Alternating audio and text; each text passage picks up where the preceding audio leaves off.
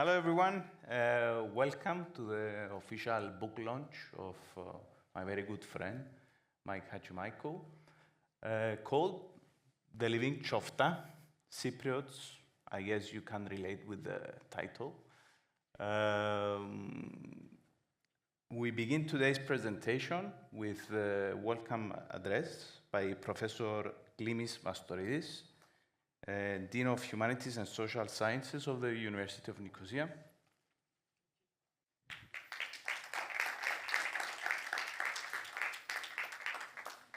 Καλησπέρα σε όλους και όλες.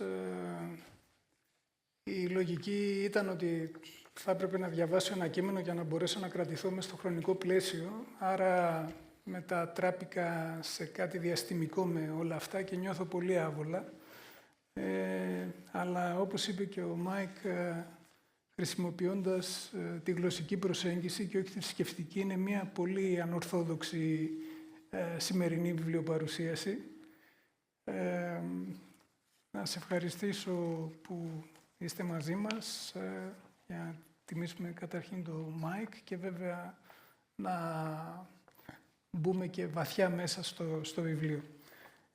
Διαβάζω πάρα πολύ γρήγορα και σας υπόσχομαι ότι θα το κρατήσω όσο πιο συμπυκνωμένο γίνεται. Good evening everyone. It's a real pleasure to be here tonight to celebrate the launch of the Living Chiofta and to honor the journey of its author, our very own colleague and friend, Mike Hajimichael. Now, as Dean of the school, I suppose I'm expected to say something formal.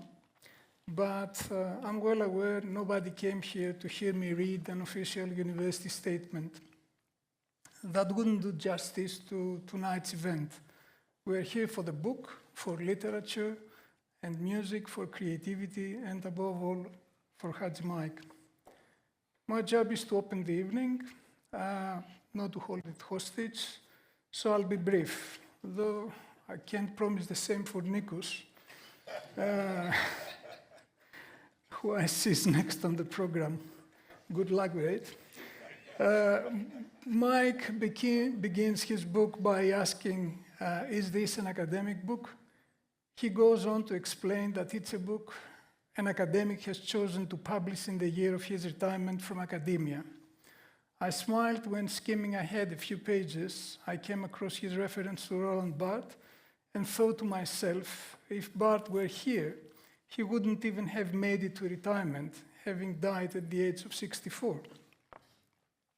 Speaking of retirement, I myself will be following Mike out the door in less than 3 months. And yes, I'll also have my book in the works, though mine is on Greek typography, so readers should expect 0 reggae references and a truly alarming number of semicolons.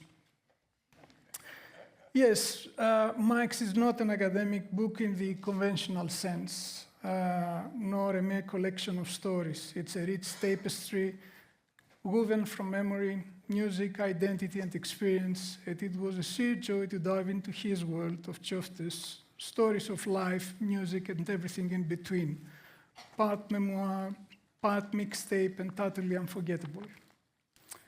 Mike takes us through the world of music, memory, and meaning as someone who hasn't just studied communications, but lived it in the UK, Cyprus, and beyond. His stories, his Chioftas, stitched together with the threads of the music many of us grew up with. In that sense, The Living Chiofta does what the best books and the best songs do. It gives us permission to reflect, to interpret, and yes, to rewrite our lives. There's a moment in the prologue when Mike says that The Living Chiofta is an exercise into autoethnography, but also admits that it's full of late-night conversations, barroom debates, and musical memories lovingly exaggerated and sometimes only half remembered. To me, that sounds less like academic work and more like life itself. Perhaps that's the real magic of this small book. It doesn't just tell us Mike's stories. It invites us to think about our own Chioftas, the songs we grew up with, the friends we sang with, the places we left behind but never quite forgot. Reading his stories took me right back to people and places like Trekhandiri on Green Lanes, North London, where I lived in Barnes Green before moving to Oxford, to Egli, the cinema in Thessaloniki, where I watched Indian films. It was actually one Turkish and one Indian, so 2 films. It was quite boring in some sense, but it was good. As a child with my Constantinople-born grandmother, my mother India with Nargis. I mean, we thought that Nargis actually was singing, but she didn't. And you have to read the book to find out who was singing, actually, the songs in Mother India. To Perea, a suburb of Thessaloniki where I first saw Zimakos in the very old days of the 80s. The book beautifully illustrates how songs became a soundtrack of our lives, marking moments we'll never forget. Mike describes Chiofta as the art of vernacular, everyday, usually entertaining storytelling. And honestly, tonight that's exactly what we are here to celebrate. Storytelling in its truest, most human form, where nostalgia, obviously from the Greek word nostos, and algos, which means pain, plays a significant role. That feeling of belonging, of not quite belonging, of finding your way through the music and the madness. The book is a reminder that life's best moments often come with a melody attached to whether it's Stavroula or Samba Pati, transporting you to another world, stories that remind us why music matters, as an invitation to remember the soundtrack of our own lives and to keep telling the stories that matter, even if they are a little rough around the edges. Maybe especially if they are. Mike also took the brave road of self-publishing, and as someone who teaches typography, design, and publishing, I really appreciate that choice. No permission needed, no gatekeepers, no Elseviers or Scopus, just heart, soul, and cool cover design. And if you haven't bought a copy yet, don't worry, there's still time to do the right thing.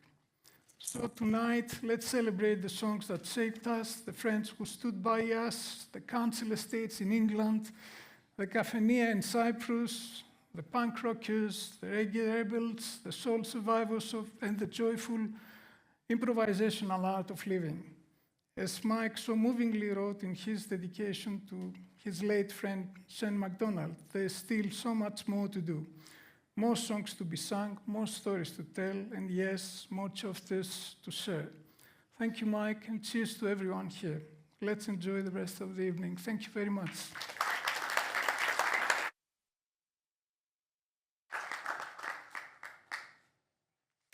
Thank you, Professor Mastoridis, for this wonderful introduction. Next speaker is ready. He had his coffee. He's full of energy. Professor Nikos Trimikliniotis, Professor of Sociology and Social Sciences of the University of Nicosia. Please welcome.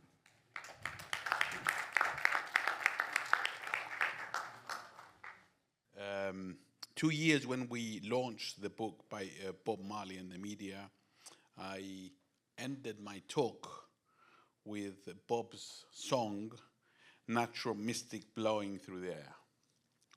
And if you listen carefully, now you will hear. Mike, this same spirit is with us today, thanks to you, my friend.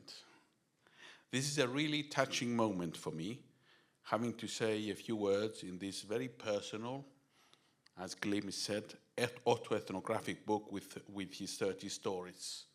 Thoughtful, touching, sometimes hilarious, other times haunting or bittersweet, but with a stoical musical spirit permeating all of them. In a typical tongue-in-cheek, Haji style, dubbed as Living Chioftas, these 30 Chioftas on his retirement are here to greet us. And for those of us who are staying behind in the institution, he served for the last, 25 years or so, 30 years, somewhere in between, as well as the word. Mike, Haji, as we know him, between us, the good friends, Haji Mike, or Michalis Bombouris, for others, is moving to a new stage in his creative life. Dear friends and colleagues, including you hard-assed academics, don't be fooled with Mike's indulgence with his beautiful crafted stories. He calls them choftes, plural for chofta, in Greek Cypriot slang, which means nonsense, but these are much more serious. Who said that humor is not a serious matter in human life anyway? As I wrote my talk, I was playing as background music Aswood, Marvin Gaye, Yusuf, Cat Stevens, Bob Marley and the Wailers, as well as background tunes, to get in the right mood till I kind of reached to Vragaman Stavroula, that made him famous in Cyprus, in the Cypriot community in London, and his powerful acoustic poetry. I knew of Haji Mike before I met him in the early 1990s. I was treading on a path along similar spaces in North London's Cypriot community life, in and out, within and beyond the little political, cultural microworld of the Barigia, where Haji had been a few years before me. Mike is musically talented, unlike myself, who is musically untalented, who does appreciate, however, the good old music that plays, and also I enjoy my little dance, especially my zembekigo. I once had the pleasure to share the dance floor with Mike. That was 23, 24 years ago, where I witnessed Mike's undisputed dancing talent also in zembekigo. If you haven't seen it, you're missing out, I'm telling you. The story of Ginonia in this book reveals his fondness, not just of Stellaras and zembekigo and rembetigo, but also his sociological insights about what it means to be who we are and what it means to perform the way we do in the different ways we actually perform.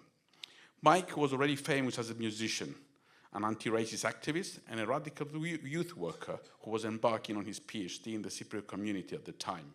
Born in Cyprus, Haji moved with his family quite young to Cyprus. I first met him in Alexandra Palace, or Ali Palia, as Greek Cypriots and others call it, where he lived there. Mike talks about this important place in North London for Cypriot in the late 70s in his book. I urge you to read it. I recall, as if it were yesterday, a good-looking young man at the time, about half the size that we are these days, both of us, not just him, who was a little older than me, in his late 20s or early 30s. He was friendly, youthful, and full of energy and dynamism. This is back in 1994, I think, or 95. And Haji was dressed, I think, in full Cypriot gear, or maybe he was just wearing the Eleko and not the Vraga. I don't remember. Time flies. He had a distinct Cockney accent when speaking in English, and a distinct Charlie-like profora when he spoke in our Greek Cypriot dialect. It was a wine festival. Stavroula was booming at the time, and I think Vragaman was also out. I'm not sure. I remember that he had to perform, every 15 minutes or so. So I learned Stavroula. I heard Stavroula so many times that time. I still love the powerful and inspired satire as a social critique in Stavroula. In a rather celebratory way, it nicely deconstructs the proxenia or prox job, arranged marriages, which is a custom, in inverted commas, prevalent in old Cyprus and continues in the Diaspora, as I also discovered in London. He did it in style and with sensitivity. The same logic continues with Vragaman. Yes, Mike, you're right. People in Cyprus went totally nuts for Vragaman. I think even my children now and their classmates know this song and sing it. So good on you, man. Little did I know that our paths would meet again when I joined the University of Nicosia. We would both serve as lecturers in the Lecturers' Union, difficult times, and we would share the same office. And the morning chats and coffees were, for me, an oasis, allowing us to discuss and reflect and cooling down in an often stressful and alienating environment of our tasks, as all jobs have. The word Chiofta, of course, in Cypriot, the Cypriot colloquial, as Klimis had said earlier, it means many things to different people, but it's based on oral tradition. And it's told with exaggeration and satire. And like other words, the other word we use in Cyprus, which is lafazania and lafazanis, which is a Turkish origin word, is very, very much widely used in Cyprus. But Mike gives it its own meaning here. That's why I think it's so fascinating to see. The stories that emerge from the songs are explored in a fascinating book, and my multi-talent colleague, academic and author, singer, and radio producer, has produced over the years. And the book includes 30 chapters, 30 songs, and many memories, and also his encounters and sounds, the different sounds he had encountered, which are intimately entangled in his own life to form the basis of his inspiration, manifested in his unique Haji style, which has developed over the years. Many songs are well known, some are discovered throughout his life, and some he wrote himself. So I think this is a great story. Haji Mike has been a pioneer and has continued to be instrumental in the creation of what is, I think, a fascinating new wave in Cyprus, a creative trend that expresses a new breath of life in cultural creation and life. And whilst the Cypriot dialect, the Greek Cypriot dialect, and also the Turkish Cypriot dialect were originally shunned upon, today they are actually hegemonic. And I think Mike's early, if you just go on YouTube and check him out, you realize how important he was at a very, very difficult moment when people were frowning and looking away. And I think this is very, very important. I place him within what we call the sociology of defiance, because early on, he has set and paved the way for us to think ahead. And I think this is a unique achievement. And I think this is something we have to think about very, very carefully and learn, because we're usually so embroiled in producing academic work, publish or perish, get citations, and as Klimis so rightly said, look for the kind of citations that will take us places. Mike has shown us a very, very different path, a very way of thinking, and I think this is a shining example of what we can call success in ordinary life, which is, I think, a reflection of what academia should be. So, good old Mike, I remember. And, I think that the haunting spectre, to cite again our good old friend, is still in the air.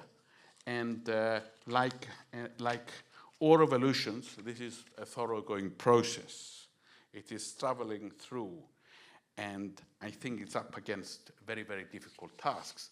But at the end of the day, it will be a story whereby through hard work and through insisting, persisting, and being defiant, as Mike has been, it will be successful and hopeful. And we could all say and leap forward and say, be burrowed, old mole. We have a future in front of us, and Mike has shown the way. Mike, thank you very much for being a colleague, a friend, and leaving us in style. You did it your way. Thank you very much.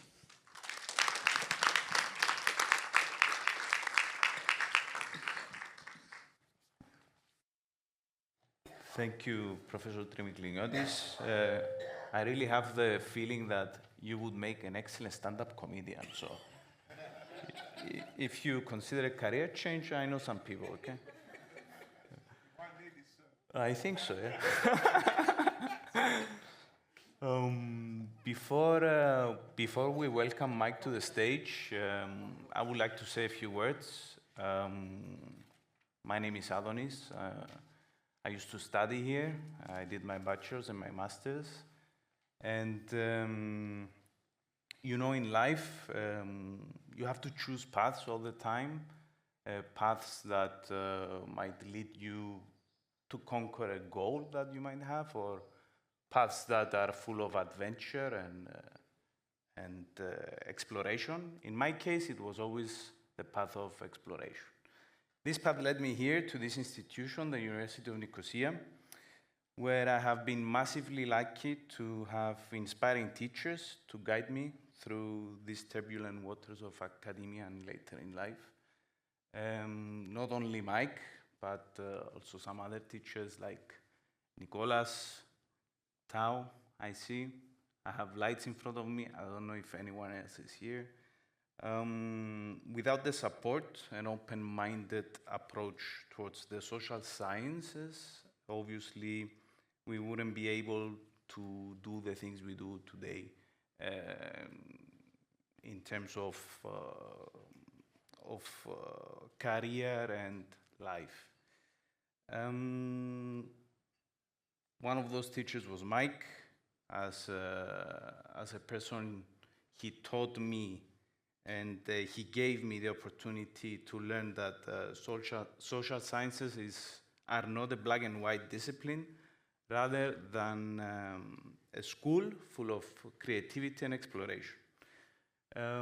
That's about it from me, and thank you for listening. And please welcome Mike to the stage, where he's gonna continue with his presentation.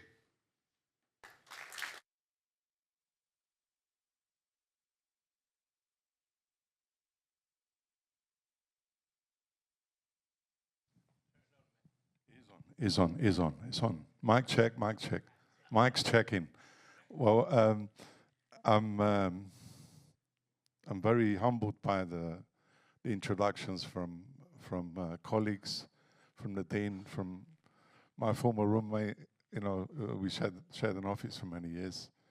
But I'd say I'm most humbled by Adonis's introduction, because we're here, you know, in what we do for our students, and Adonis always makes me proud in all his endeavors and all the works that he does. And I know he graduated quite a while ago now, but I'm hoping he's going to come back for a PhD one day.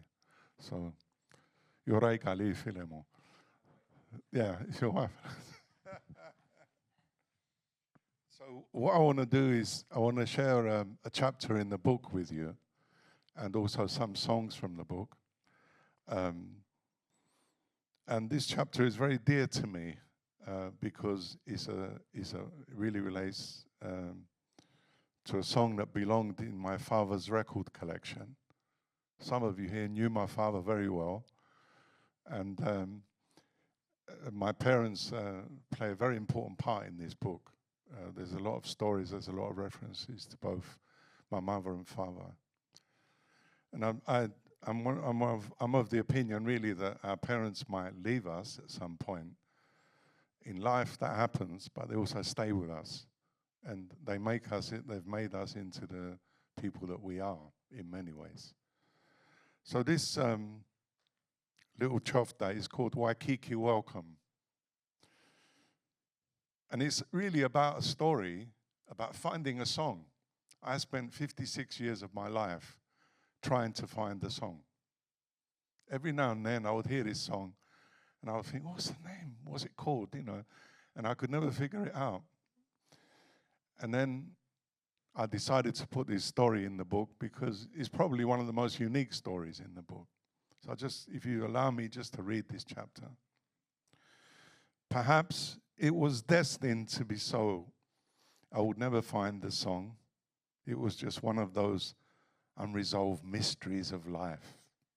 My dad had quite a small record collection. It was a fairly mixed bag of 7-inch singles, the multicolored Gerabnophone ones, released from the only record company from Cyprus to ever make 7-inch singles, largely in the Cypriot dialect, Stagibriaga. I wrote a book chapter on this in Music in Cyprus, edited by Jim Sampson and Nicoletta Dimitriou in 2015, called Gerabnophone Records in Pursuit of the Cyprus Groove. My dad also had the odd Beatles tune like Obladi, Oblada, and Lily the Pink, we'll drink a drink by the scaffold. Do not ask me how these ended up in our record player unit in Walthamstow in the 1960s, but there was one song whose title I never knew.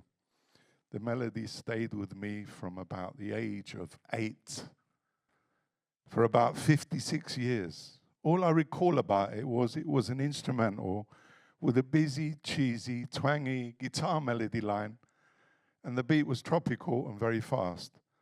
I went through life wondering about that song, thinking about it, wondering what was the title of the song, and you know who'd written such a fantastic piece of music.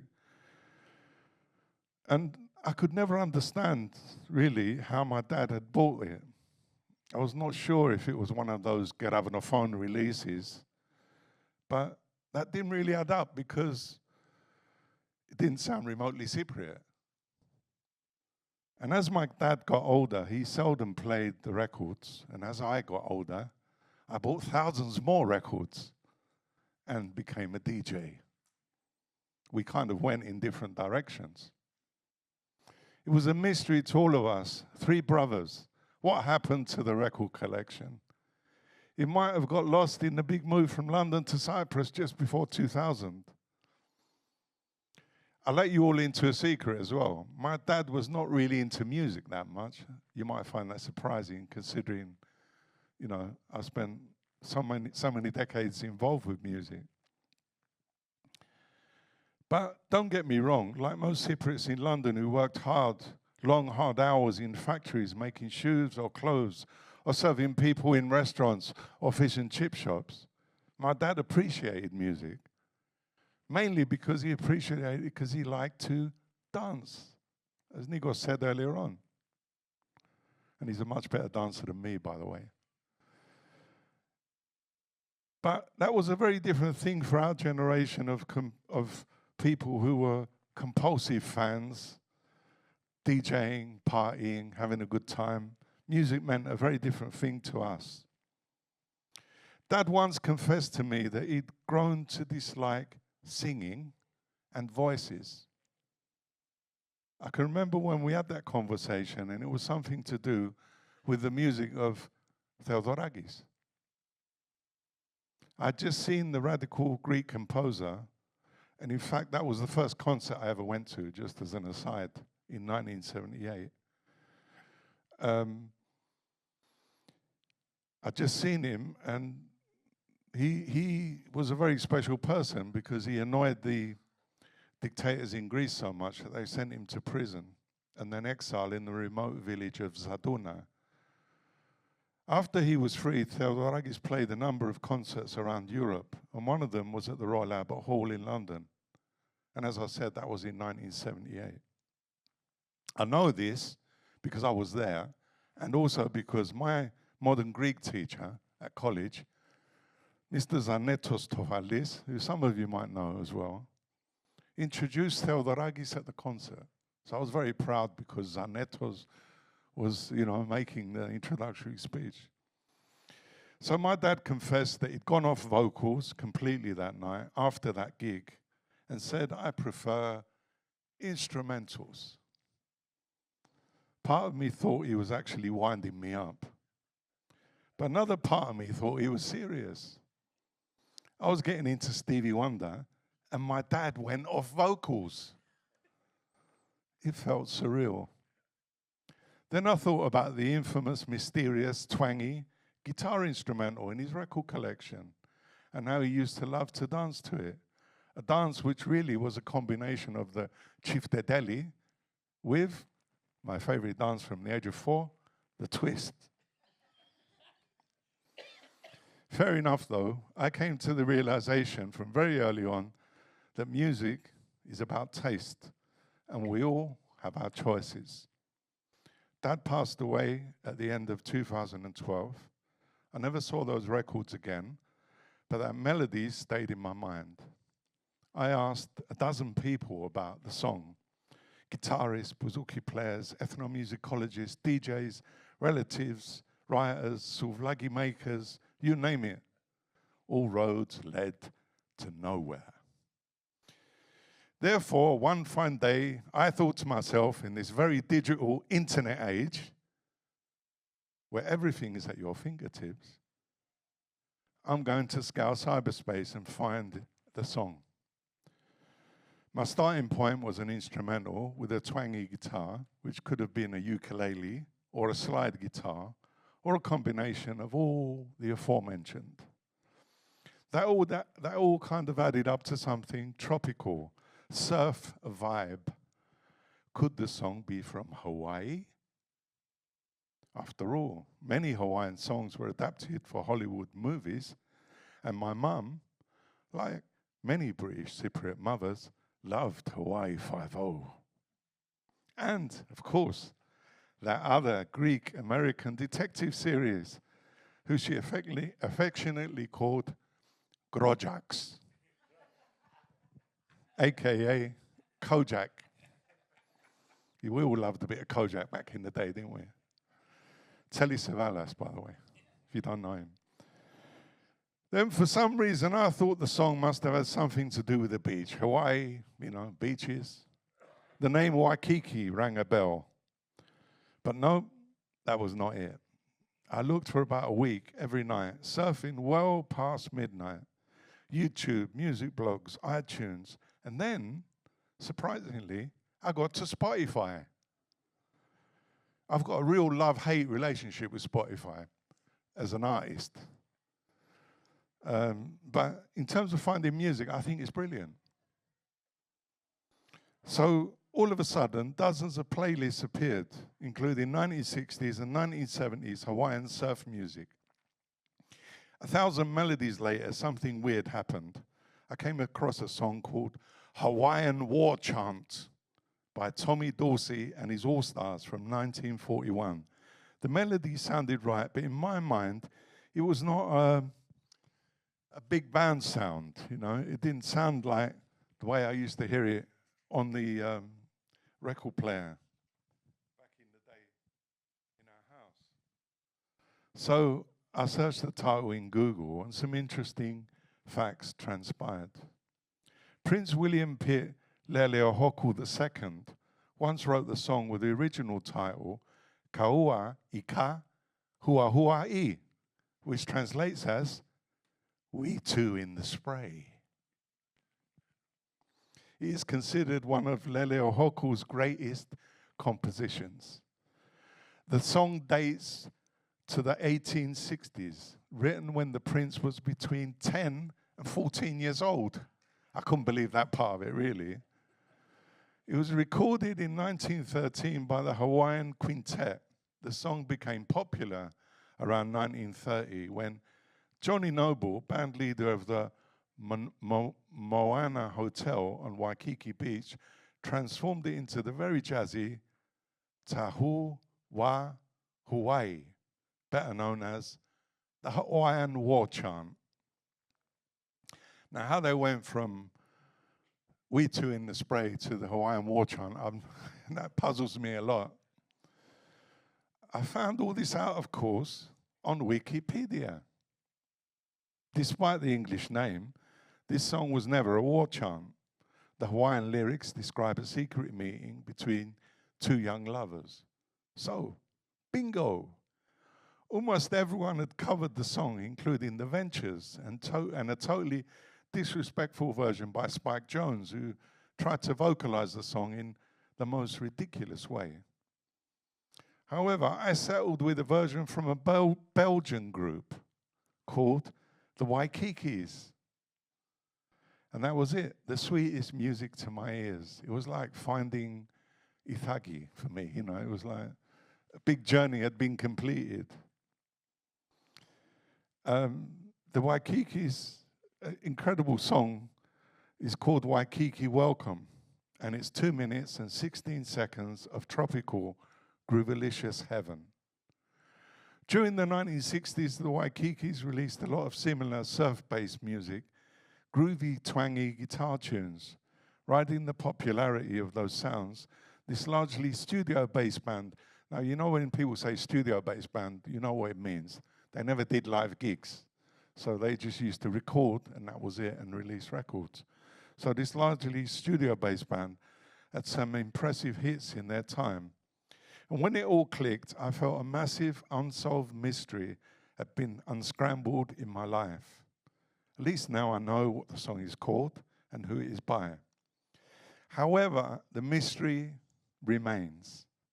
How does a traditional Hawaiian song, over 100 years old, get covered by a Belgium-based studio band and end up in the record collection of a Cypriot Londoner who makes shoes? Oh, the power of music and how it travels the globe so fluidly.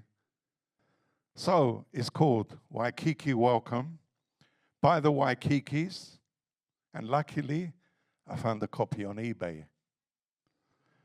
I can see my dad doing the dance somewhere. Chiftadeli meets the twist style.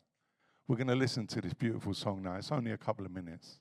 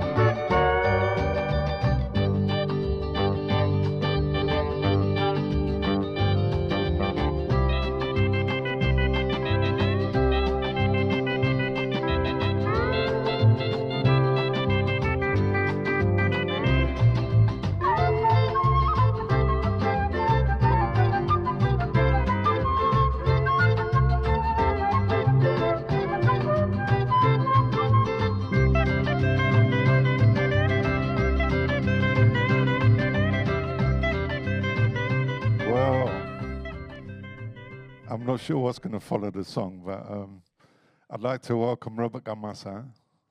He's going to say a few words. This is my longtime friend from radio in Cyprus, who's always been supportive in everything I do, and I've got immense respect for him. Good evening to all of you. I'm going to sit down now because I know you're going to crucify me. And congratulations on your retirement, anyway. Talk to the people at the home; they're expecting you. Yeah, I know. We've made the arrangements, Robert. We've made spitting up again, I hear. Yeah, no. We'll be together. Don't worry. We'll have the same room. So, got to say a few things about this man. I've known him for like 35 years. And he's guested my show frequently, I mean, more than anybody else, because he was producing new music, but not only just that. We could talk about music, really talk about music on the show, and you don't find many people in Cyprus you can do that with. In any case, I'm not a member of academia, so probably, hopefully, I won't be as boring as Professor Erkaniklides here. All right. You should finish your coffee before you get on the stage. So, you know, when Haji Mike first broke on the scene, a lot of people thought of him as as a novelty act, and nothing but, because Mike really has ambition, and it depends how you interpret ambition. For a lot of people, ambition is wanting more, which is greed or vanity. I think the healthy interpretation of ambition that applies to Mike is wanting better. And if you see the trajectory of his career, you can see that, like as he was developing his art, he was also learning and getting better every time. And I think that's what's interesting about him as an artist. And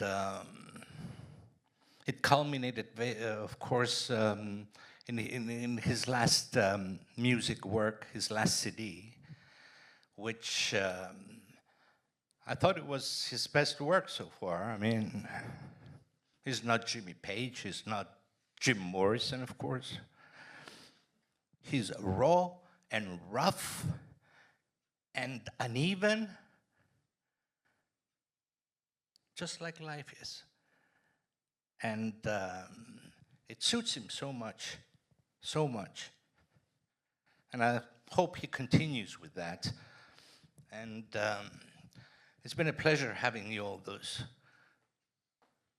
nights at the radio show and chatting about things. But there's one thing that Professor Kaniklidis said. Wait a minute, man. I'm going to say a nice thing about you. Relax. Because we don't really have music critics in Cyprus. I'm not going to say art critics. I don't want to go that far. But music critics, we don't have them in Cyprus. But he said one thing, that when he started, he was the only guy doing his hip-hop thing, his rap thing, and he was the only guy using the Cypriot dialect. And today, you've got rappers and punk rock bands that use the Cypriot dialect. And I'm not so sure if we would have that if it weren't for Mike. And, you know, at least between us, we should acknowledge that, because there are no music critics meant to write it down, you know? You're not going down in history, man. You're going to write it down for me. Huh? What was that? No, the Grapsi says here. He's going to write it. Yeah, right. Right. In any case, what's impressive about this work, about this book, is not only his musical knowledge, but this thing actually, it's a piece of his life. There's the autobiographical snippets in this thing. And his storytelling, it's who he is. I mean, nobody does it like him. I mean, it's him. You read the book, and it's Mike. And that's why it makes it so interesting. Actually, a lot of his work, there's autobiographical snippets in there. Because really, at the end of the day, he is a storyteller. And he's one of the finest storytellers we have on the island. Again, congratulations on your retirement, my friend. I wish you to keep being creative. Good luck with the book. And from the bottom of my heart, I want to wish you and your lovely family all the best. Always be there for you, my friend. Thank you, Robert. Thank you So, very much. Will you pick up your cockamamie guitar and do us a couple of songs? Okay, Thank you. well, we're going to set up now for a couple of tunes from the book. Yeah? And then afterwards, if you want to buy the books are available over there. They'll be also in the blog. And please join us afterwards for some, food and drink. A little after event. We're going to have a little time just to set all this up. And these two songs that I'm going to do for you are completely different songs. And I hope no one came here expecting me to sing Vraga Man, because I'm not doing it. I'm sorry to disappoint you. Ostavrulla, sorry to disappoint you. Not that I don't like singing the songs, I do, but I just wanted to share two songs with you from the book, which are very reflective of what Robert said, in other words, what I'm doing now. Because I think artists go through journeys, and these journeys that they go through different changes, they go through different paths, they choose different paths. And the first song I'm going to do for you is actually quite a painful song. I'm going from that mic to this mic. Yeah, hello, yes. Oh, yes. Technology. One mic to another mic.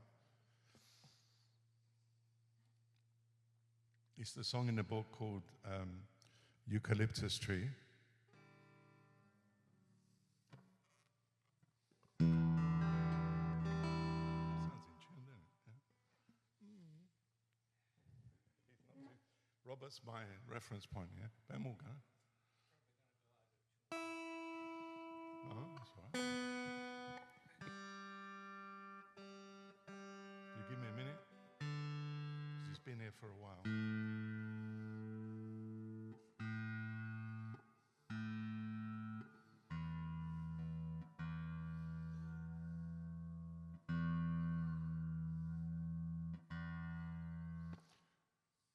So I come from two villages in Cyprus. One of them is called Marathovonon, which I consider myself to be more of a Marathovoniodin. But when just after I was born, I spent a few months living in Lefkonigon. And Lefkonigon is my mother's village, and Marathovonon is my father's village. Over the years, academically, I've been doing all kinds of different research. I've avoided that thing that Klimis mentioned at the beginning about scopus mopus, because I actually think it's the kind of like way in which academia, especially in social sciences, is being strangled in many ways. And I think you've got to follow your passion and your intuition and your unsolved mysteries, a bit like the story I told you earlier on about Waikiki Welcome. There's various things that make me curious, and I used to hear this story every Christmas from our families. My cousin George is here tonight as well. And it was a story about a very brutal execution in Lefkonigon of a man called Savas Menigos in 1950s. And the story stayed with me. So I'm at this stage academically and creatively where there's a kind of blurring between being an academic and being an artist. Because this song came out of research, archival research, I'm doing at the moment with a dear friend in Australia called a historian called Nikos Trimikliniotis, and we're writing a paper at the moment about the execution, the very brutal murder of Savas Menikos in Lefkonikon. So this one is called The Eucalyptus Tree.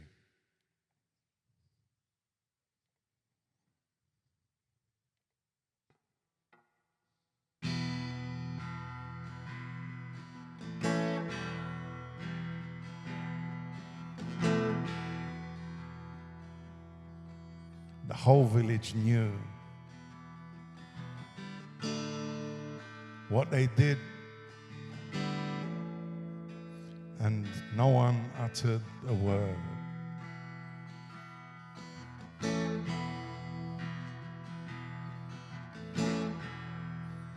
How could they?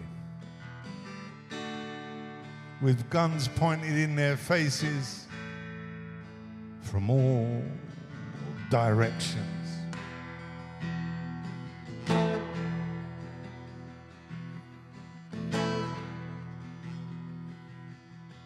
They tied an innocent man to a eucalyptus tree.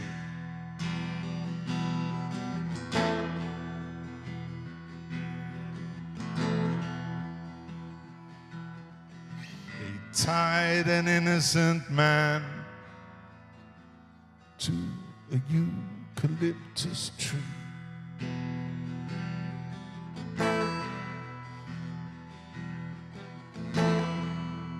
The murderers never slept again.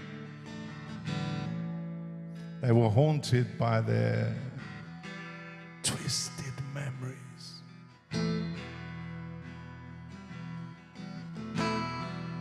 Restless, irritated souls, lost in a life of guilt.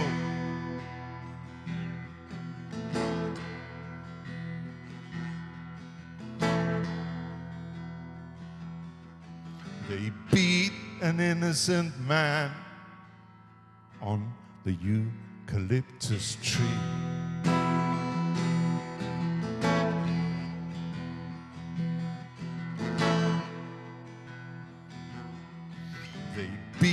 An innocent man on the eucalyptus tree.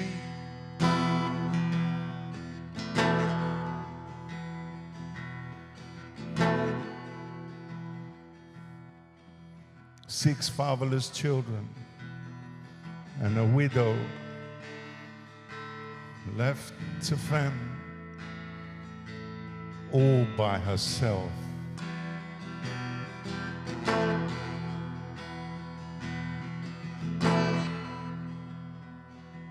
Orphans of a working man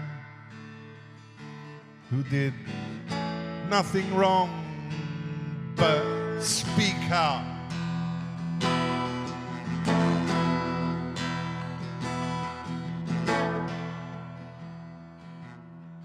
They killed an innocent man on the eucalyptus tree.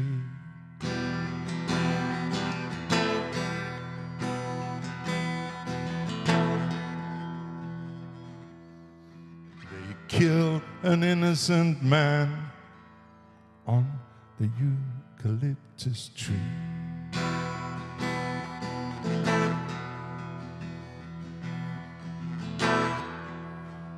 Walked away scot-free.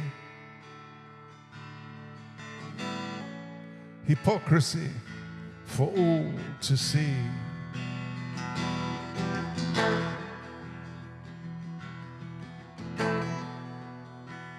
Killing by a mob, totally animalistic.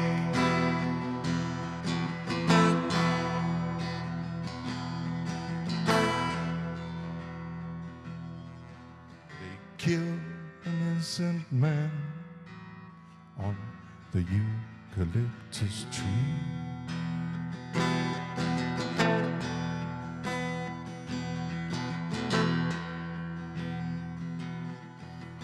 murdered an innocent man on the eucalyptus tree.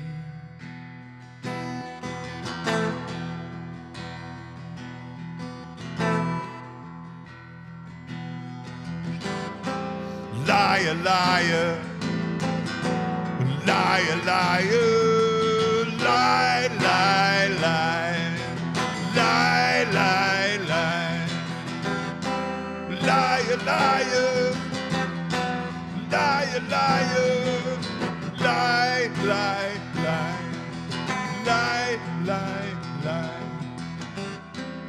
Many go, many go.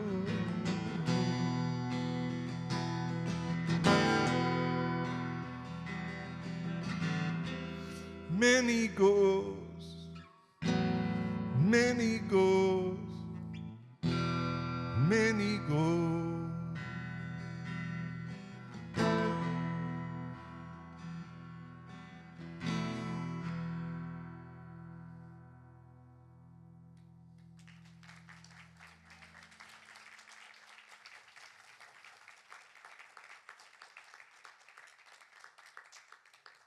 Thank you.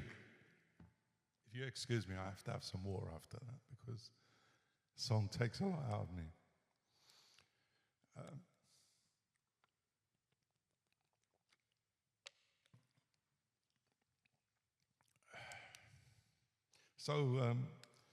I believe that sometimes we see pictures and we see images and we're inspired by images.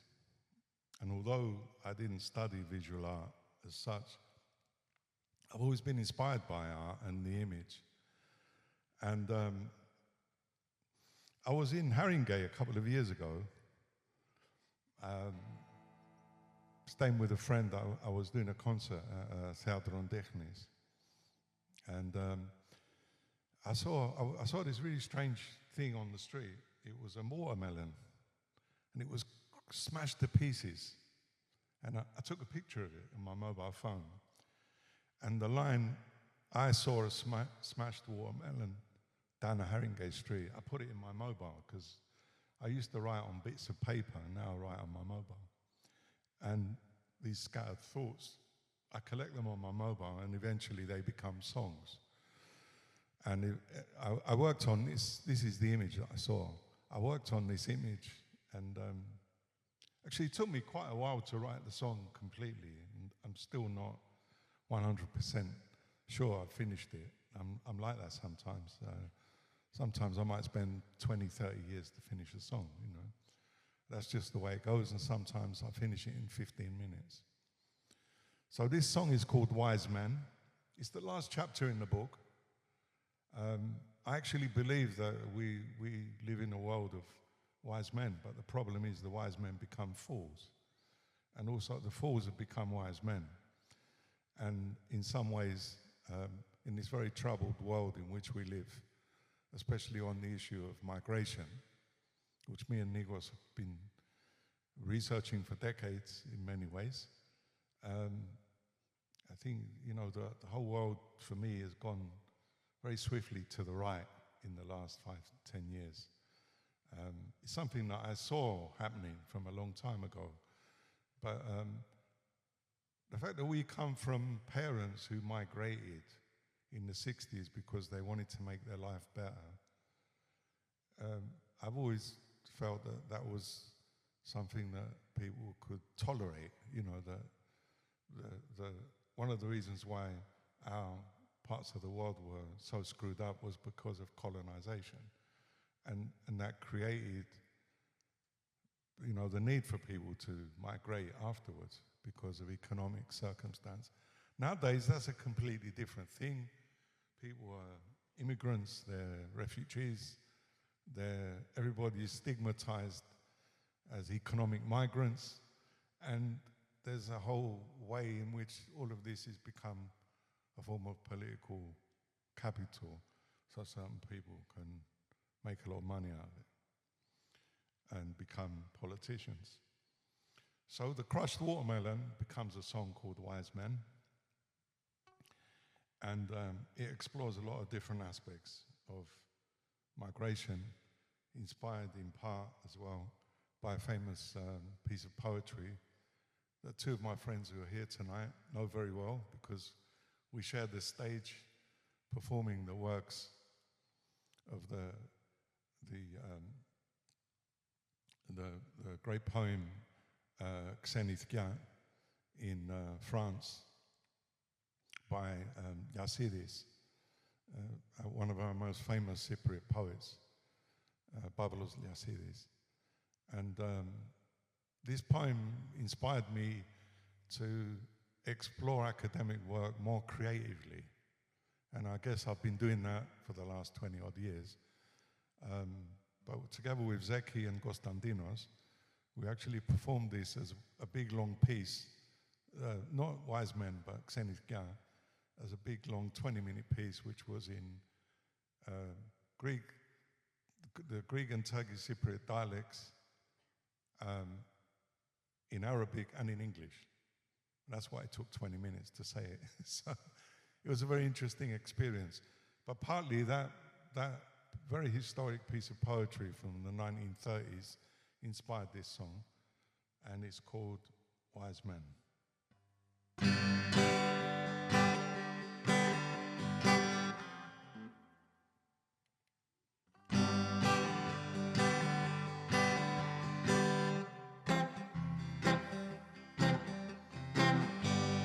I saw a crushed watermelon down a Haringey Street, lying right there beside me, right by my feet.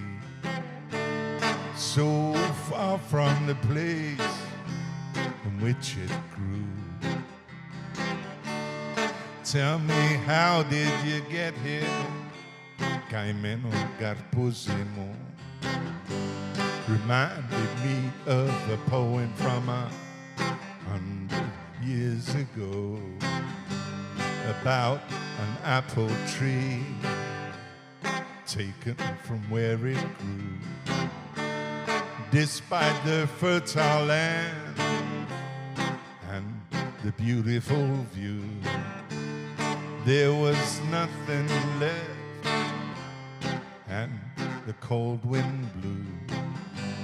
San Dondobo su en eshi e la du san I pali o nirevume alu o puyistio pu patris, citizen, citizen of the world, citizen, citizen, citizen, citizen of the world, citizen, citizen.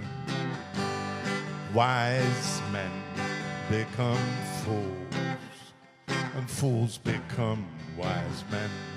Wise men become fools, and fools become wise men. La la la la la la la la la. Dooby dooby dooby da dooby da. La la la la la la la la.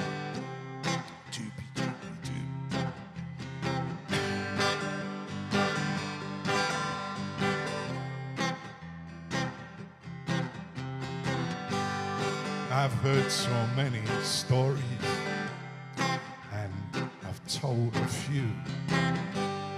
Been to many places in search of something new. Where I lay my head, that's my home.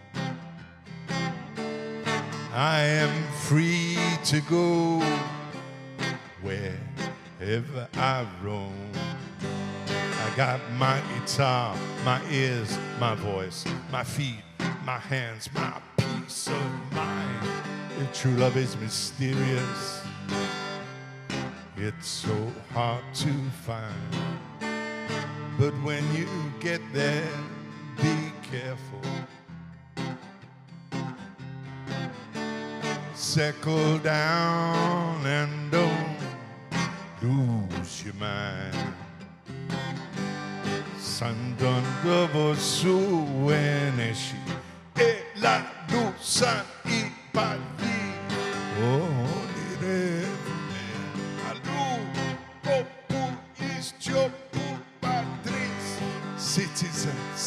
citizen of the world. Citizen, citizen. Citizen, citizen of the world. Citizen, citizen. Wise men become fools, and fools become wise men. Wise men become fools, and fools become wise men. La la la la la la la la. Dooby doo doob dap dooby dap. La la la la la la la la la. Dooby dooby doob dap dooby dap. La la la la la la la la la. Dooby dooby doob dap dooby dap. You can join in, you know. La la la la la. Let's give it la la la. Dooby dooby doob dap dooby dap.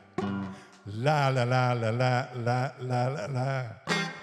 Dooby dooby doob dap dooby dap. La la la la la la la la la. Dooby dooby doob dap dooby dap. Wise men become fools, and fools become wise men. Wise men.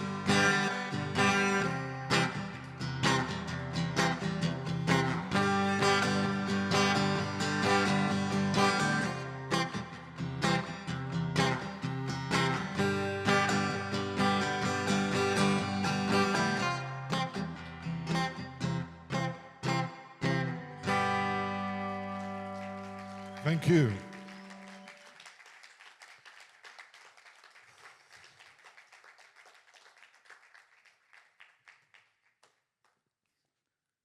I broke my tablet. Thank you. This guy. Thank you. Thank you. Oh my God. I'm telling you, this guy, he 3 years ago when I got married, it was a requirement that he played music to my wedding.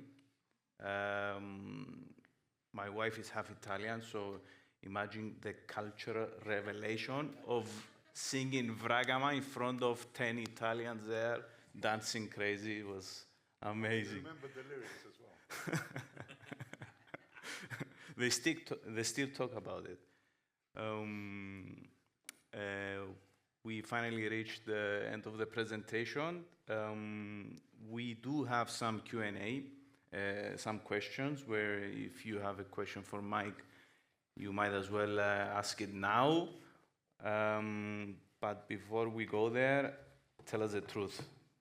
Did you kill that poor patija? No, it was there. It was there before me. It was nothing to do with me. I won't listen, Adonis. I wouldn't waste a good patija. That's true.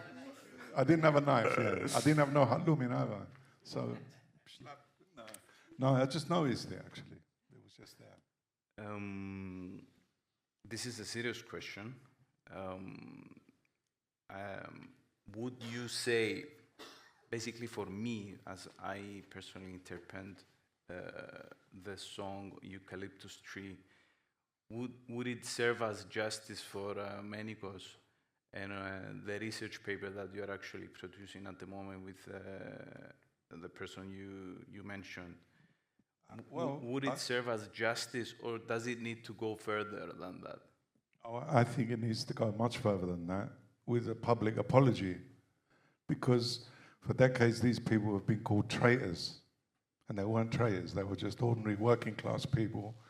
The only thing Nikos used to do was go to work, and I know that because my dad used to take him to work every morning, to work on the, spreading tarmac in the British bases in Varosin. So just because a bunch of people say you're a traitor, without any kind of accountability, and it was a truly, it was probably one of the most heinous crimes by a mob ever committed in Cyprus. I would even go as far as that. And it's not so much about people being punished, because a lot of those people are dead now. It's about the state actually digging deep into its past and realizing the reconciliation in Cyprus starts from the 1950s. and it embraces all the communities of Cyprus. It's not just about Greek and Turkish Cypriots reconciling. It's about Cypriots, Greek Cypriots reconciling, and Turkish Cypriots reconciling, because there was just as many politically motivated murders of Turkish Cypriots from that time in the 50s as there was Greek Cypriots. So I think it's more important that this is recognized. And we found the coroner's report. We found documents with Andrikos that go back, that were actually sealed in secrecy by the British state for 100 years. And these documents say some very horrific things about the way that person was treated. So I think that that's the really important thing, is for people to actually realize that some history needs to be revised.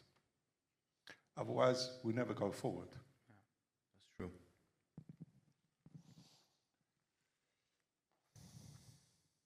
Yeah. I saw your hand. Are you sure? If anyone wants to ask a question or anything, please feel free. If you don't, we can all go and have some food and drink. It's no problem. Yeah, no. Simon, yeah. Yeah.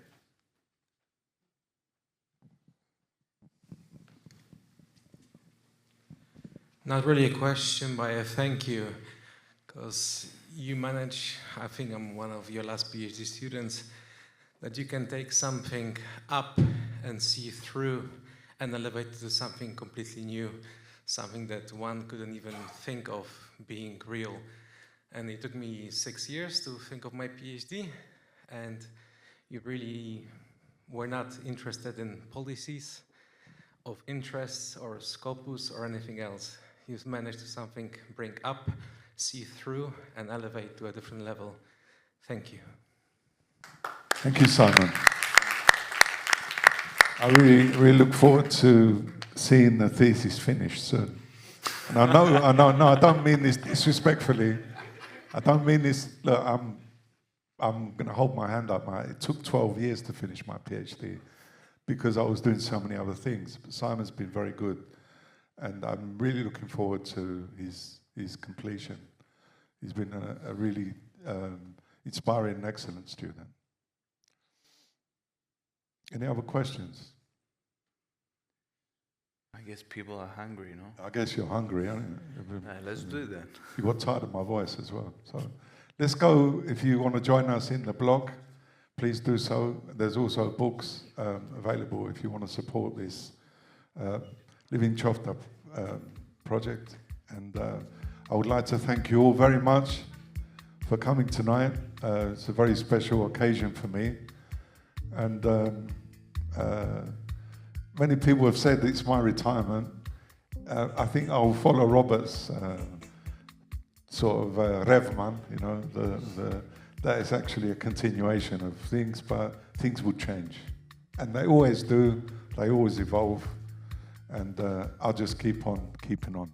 Thank you very much.